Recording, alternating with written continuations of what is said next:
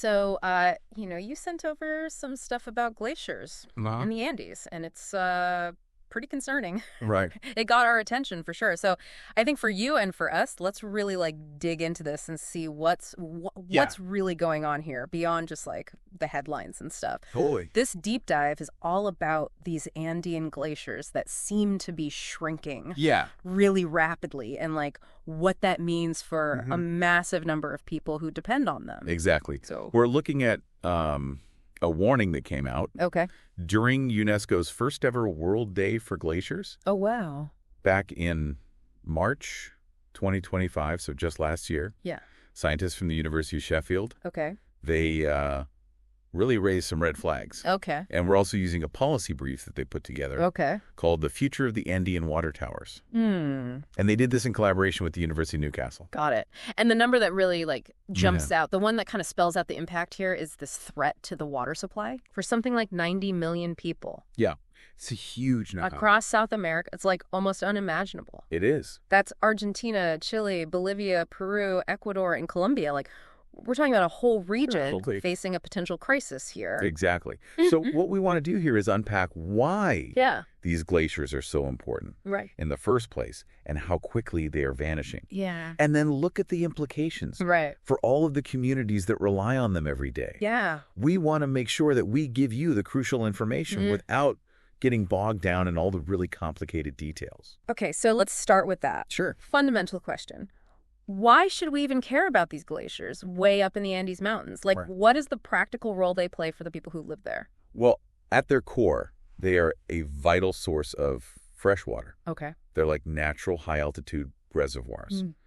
So over time, as the snow falls, Mm-hmm. it accumulates and compresses into ice. Mhm. And then as temperatures rise, that ice gradually melts. Okay.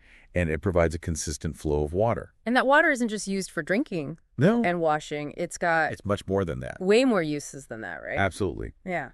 Our sources highlight several critical uses. Okay.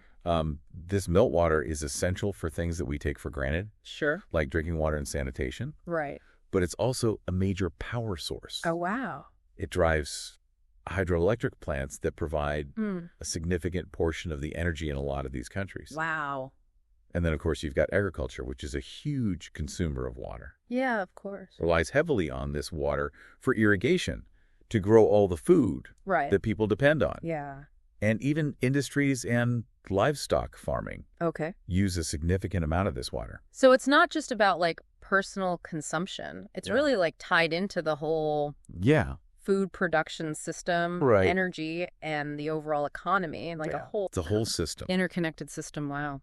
When we talk about a threat to the water supply, Yeah. we're talking about a potential domino effect Yeah. that could disrupt all of these essential sectors. Right. And it could have really serious consequences for people's everyday lives Yeah.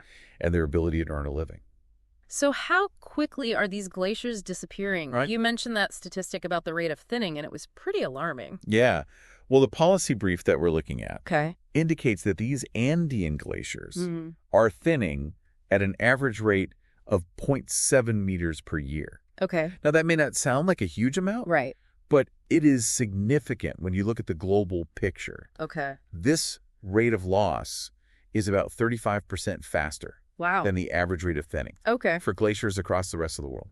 35% faster. Yeah. That really underscores how critical the situation is. Absolutely. And the projections for the future sound even more concerning. Well, they are under some of the more severe scenarios of climate change. Right.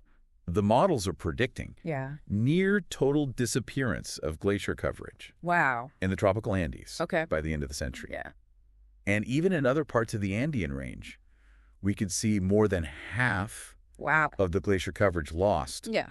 by 2100. So almost complete loss in some areas Yeah. within like 80 years. It's That's short time scale. Yeah. within our lifetime. Yeah, absolutely. And this isn't a steady decline. Right. This is actually accelerating. That's a really important point. Yeah.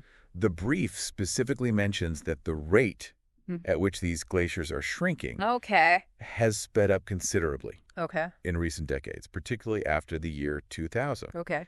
And what's really significant is that this acceleration Yeah. coincides with the documented increase in global greenhouse gas emissions. Right. So that leads us to climate change, Right. the primary driver here. So how is this, rising global temperature directly impacting these glaciers? Well, there's several ways that this is happening.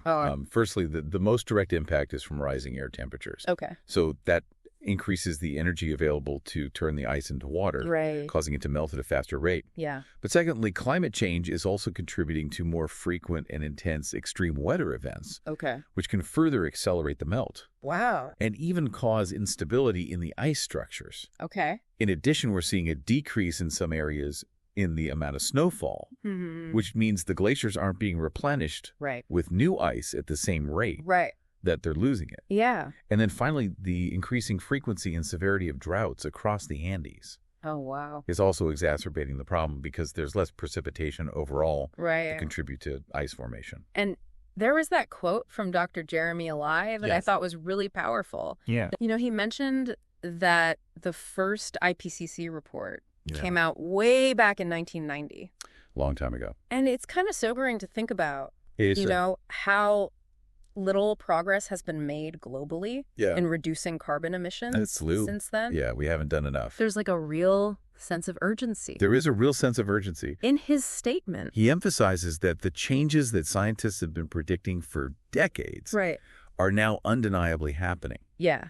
And he stresses that immediate and significant action is needed Right. if we want to have any realistic chance of preserving these glaciers that so many communities depend on. Yeah. And they mentioned the Paris Agreement. Yes. And its goal of limiting global warming to 1.5 degrees Celsius. And it's kind of concerning because we've already exceeded that threshold at times in 2024. It is a serious concern. Yeah. The sources that we're looking at highlight that even with these goals of the Paris Agreement, the reality of climate change is presenting significant challenges. Right. And when you look at the projections that global warming could exceed 2 degrees Celsius, the consequences are even more dire. Right. With some scenarios predicting a nearly ice-free region by the end of the century. So we're facing this, prospect of a decline in freshwater resources. Yeah. What are the consequences for the people living in these Andean regions? Well, the most immediate and widespread impact will be on the availability of fresh water. Right. For communities and major cities that rely on these rivers that are fed by glacial meltwater. Yeah. So that directly threatens water security. Okay. Making sure that everyone has access to enough clean water. But it also threatens food security. Right. Given that so much agriculture depends on this water. Right. And you could also see like regional conflict. Increased competition for these dwindling water resources. Yeah, exactly. Yeah, potentially leading to tensions. And the policy brief talked about, potentially mitigating some of these impacts by building more water storage. Infrastructure like dams. Yeah. But that doesn't seem like a simple solution. It's not a simple solution. No. While constructing dams and other water storage facilities could help capture and manage some of the remaining meltwater, right. It's not cheap. Yeah. And the report points out that the poorer, more vulnerable countries, right, which are likely to be the most affected, might not have the financial resources to do this. Yeah. These big infrastructure projects. Right, and those projects can have their own. Exactly. They have environmental consequences, they have social consequences. Yeah. So the very countries that are going to suffer the most are the ones that are least equipped to actually implement solutions. It's a difficult situation, and Dr. Ely really emphasizes that. Yeah. We need to tackle the root cause. He underscores that while local efforts are really important, the only way to protect these glaciers in the long run is through global cooperation to reduce greenhouse gas emissions. Right. If we don't address climate change, any other measures are just going to be temporary Band-Aids, essentially. Insufficient. So as we wrap up, what is the key message here? The key message is that the rapid melting of these glaciers is a critical issue. Yeah. It's driven by climate change. Yeah. And it has huge implications for the water supply, agriculture, energy production, and the well-being of a vast population across South America. Yeah. And the sense of urgency in these sources cannot be overstated. Yeah. It makes you think, It does. we're talking about this potential water crisis in the Andes and, these huge challenges with implementing solutions like dams and stuff. Yeah. What other innovative approaches could we use to address this? The other options what do we need to do? Yeah. Are there more creative solutions? Yeah. Are there ways to be more collaborative? It feels like we need to come up with, I think so, something really creative and new yeah, to deal with this.